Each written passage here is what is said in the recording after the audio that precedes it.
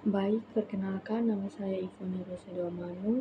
Saya dari Prodi PGSD kelas C semester 2 dengan NIM 23611195. Di sini saya akan menjelaskan pertemuan pertama dan kedua tentang hakikat IPA.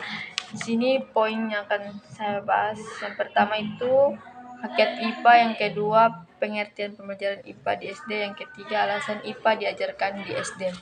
Yang pertama, pengertian hakikat IPA. Ilmu pengetahuan alam adalah bidang studi yang mempelajari alam dan fenomena di dalamnya, termasuk fisika, kimia, biologi, dan ilmu bumi. Hakikatnya adalah untuk memahami bagaimana alam bekerja melalui observasi, eksperimen, dan penalaran. Kedua, pengertian pembelajaran IPA di SD. Pembelajaran IPA di sekolah dasar atau SD bertujuan untuk memperkenalkan konsep-konsep dasar ilmu pengetahuan alam kepada siswa secara menyeluruh dan menyenangkan. Yang ketiga, alasan IPA diajarkan di SD itu yang pertama, pengenalan konsep dasar, yang kedua, pengembangan keterampilan berpikir ilmiah, yang ketiga, pengenalan pengetahuan dan teknologi, yang keempat, pengembangan minat dan apresiasi terhadap alam, yang kelima, persiapan untuk pembelajaran yang pertemuan ketiga, teori belajar IPA di SD.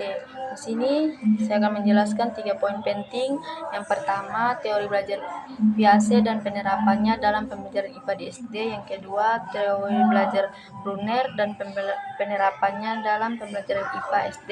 Yang ketiga, teori belajar Gagne dan penerapannya dalam pembelajaran IPA di SD. Yang pertama, teori belajar biasa dan penerapannya dalam pembelajaran IPA di SD. Teori belajar biasa sangat relevan dalam pembelajaran IPA SD.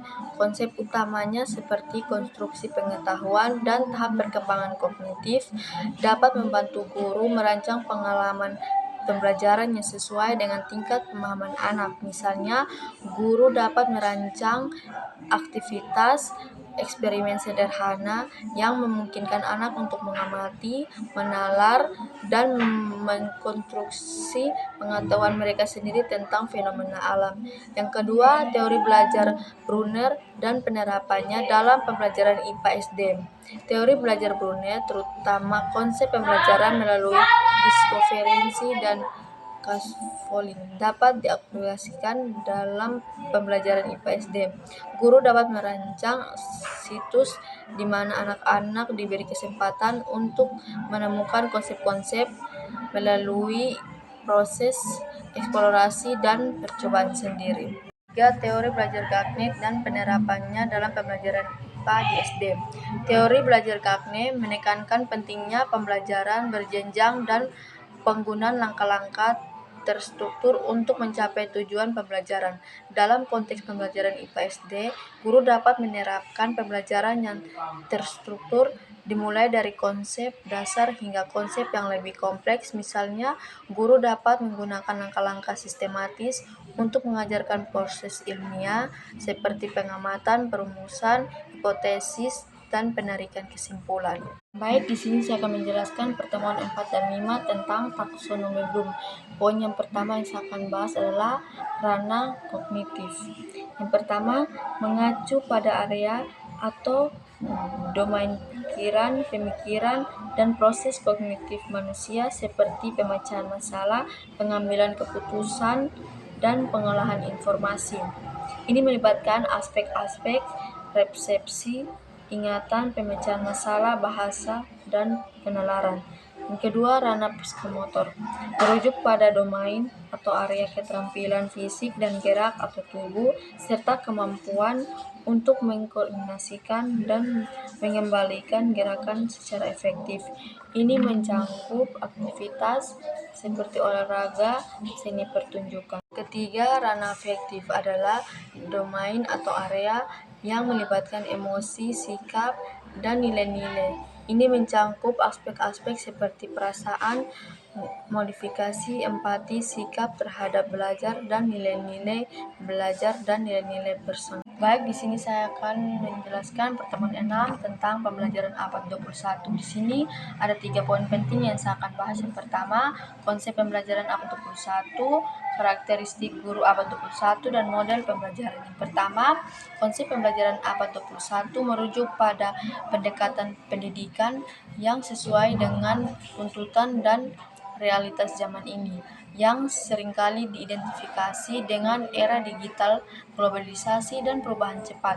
Beberapa elemen penting dari konsep pembelajaran abad 21 termasuk yang pertama, keterampilan abad 21, yang kedua, teknologi dan integritas digital, yang ketiga, kolaborasi dan kemitraan, yang keempat, pembelajaran berbasis proyek, yang kelima, kemandirian belajar.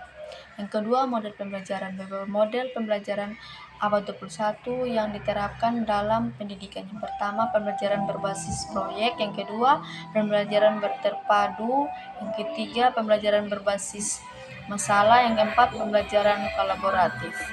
Tiga, karakteristik guru abad 21. Yang pertama, kolaboratif dan fleksibel. Yang kedua, pemikiran kritis dan kreatif. Yang ketiga, pembelajaran seumur hidup. Yang keempat, keterampilan komunitas yang efektif.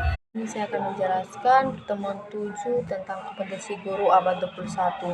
Yang pertama, kompetensi pedagogik adalah kemampuan keterampilan guru dalam merancangkan, melaksanakan berbagai evaluasi secara efektif. Ini mencangkup berbagai aspek-aspek antara lain. Yang pertama, 1. Perencanaan pembelajaran. Yang kedua, strategi pembelajaran. Yang ketiga, penilaian pembelajaran. Yang keempat, fasilitas dan diskusi.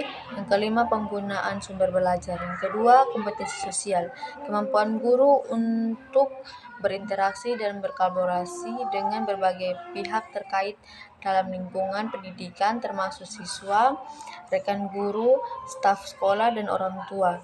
Ini juga mencangkup kemampuan untuk memahami dan merespon kebutuhan sosial dan emosi. Kompetensi profesional. Ini mencangkup pemahaman guru tentang kebijakan pendidikan, peraturan sekolah, kurikulum, dan standar akademik. Selain itu, kompetensi profesional mencangkup partisipasi dalam pengembangan profesional, refleksi terhadap praktik mengajar, dan kemampuan untuk terus belajar dan berkembang sebagai seorang profesional. 4. Kompetensi kepribadian. Ini melibatkan aspek kepribadian guru secara efektif, profesional, integritas, empati, dan komunikasi.